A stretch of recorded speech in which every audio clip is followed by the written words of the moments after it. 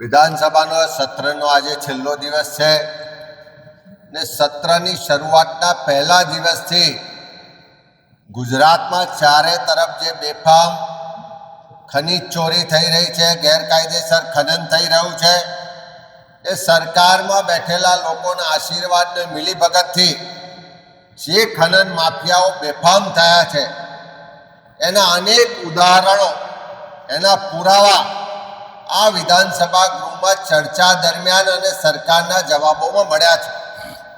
આજે અમારા સાથી ધારાસભ્ય વિમલભાઈ ચુડાસમા દ્વારા એમના પોતાના હોમટાઉન ચોરવાડમાં લિગ્નાઇટની જે રીતે બેફામ ચોરી થઈ રહી છે, ગેરકાયદેસર ખનન થઈ રહ્યું છે અને લાઇમસ્ટોન જે ગેરકાયદેસર ખનન થઈને કરોડો રૂપિયાનો ભ્રષ્ટાચાર કરવામાં આવે છે, એ બાબતની વારંવારની લેખિત મૌખિક રજૂઆતો પછી પણ સરકાર દ્વારા કોઈ પગલાં લેવામાં નથી આવતા.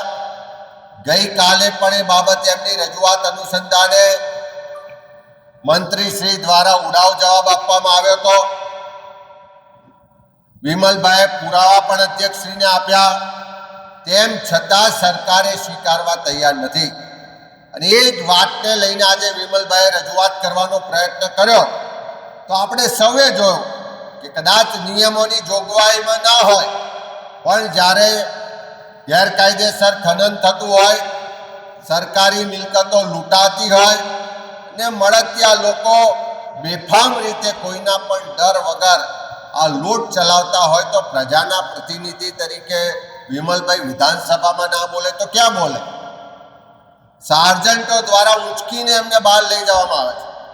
પણ ગુજરાતમાં ચારે તરફ જે રીતે ક્યાંક રેતીનું ખનન થાય છે, ક્યાંક ગેરકાયદેસર માટીનું ખનન થાય છે, ક્યાંક કોલસાનું ખનન થાય છે, એ કચ્છ હોય, જુનાગઢ હોય, ગીર સોમનાથ હોય, સુરેન્દ્રનગર હોય, એ બનાસકાંઠા હોય, દાહોદ હોય, નર્મદા હોય, આણંદ હોય કે ગુજરાતનો એક પણ ખૂણો, એક પણ જિલ્લો ને એક પણ તાલુકો એવો નથી કે જ્યાં ગેરકાયદેસર ખનન ના થતું હોય. આટલી મોટી સરકાર છે, આટલું મોટું તંત્ર છે, ખાણ ખનીજ વિભાગ છે, પોલીસનું તંત્ર છે, તેમ છતાં ગેરકાયદેસર ખનન કેમ નથી અટકતું? એટલા માટે નથી અટકતું કે એના હપ્તા એ ગામથી લઈને ગાંધીનગર સુધી પહોંચે છે. આ સરકારમાં બેઠેલા લોકોના મળતિયાઓના એમના ભાગીદારીથી આ ધંધા ચાલે છે, એમના આશીર્વાદથી આ ધંધા ચાલે છે. અને આ ધંધાનો પર્દાફાશ કરવા માટે અમારા ધારાસભ્ય વિમલભાઈ ચુડાસમા જ્યારે ઊભા થાય તો નિયમોની જોગવાઈને આગળ કરીને એમને બોલવા દેવામાં ના આવે.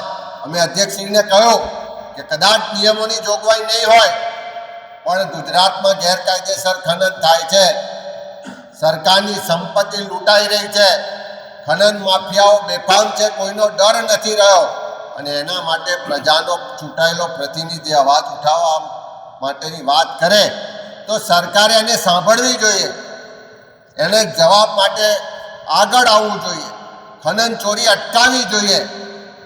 ઉલટાનું સરકારમાં બેઠેલા લોકો એમ કે આ તો ખોટી રજૂઆત કરે છે, આ તો મીડિયામાં આવવા માટેની વાત કરે છે અને એમ કરીને સાર્જન્ટોને ઉંચકીને અમારા ધારાસભ્યને બહાર લઈ જાય. એનો સ્પષ્ટ મતલબ છે કે સરકાર ખનન માફિયાઓ સામે લાચાર છે. દાદાના બુલડોઝરની વાતો ખૂબ થાય છે પણ દાદાના બુલડોઝર ખાલી ગરીબો પર ચાલે છે. ગુજરાતના એક પણ ખનન માફિયા પર દાદાનું બુલડોઝર ચાલતું નથી. એ જ ખનન માફિયાઓ એમ કહે છે કે અમારો હપ્તો છે ગાંધીનગર સુધી પહોંચે છે. કોઈ મોટો ચમરબંધીની તાકાત નથી કે અમારું આ ગેરકાયદેસર ખનન અટકાવી છે. ગુજરાતીઓના હકનું લૂંટી રહ્યા છે, સરકારની તિજોરીને મોટું નુકસાન કરી રહ્યા છે અને એ ખનન માફિયાઓ સામેની લડાઈ કોંગ્રેસનો ધારાસભ્ય જ્યારે લડે, એ વાત ઉઠાવે ત્યારે એને ગૃહમાંથી બહાર ફેંકી દેવામાં આવે છે. એ આ સરકારની હકીકતો આજે આપણે બધાએ જોઈ છે.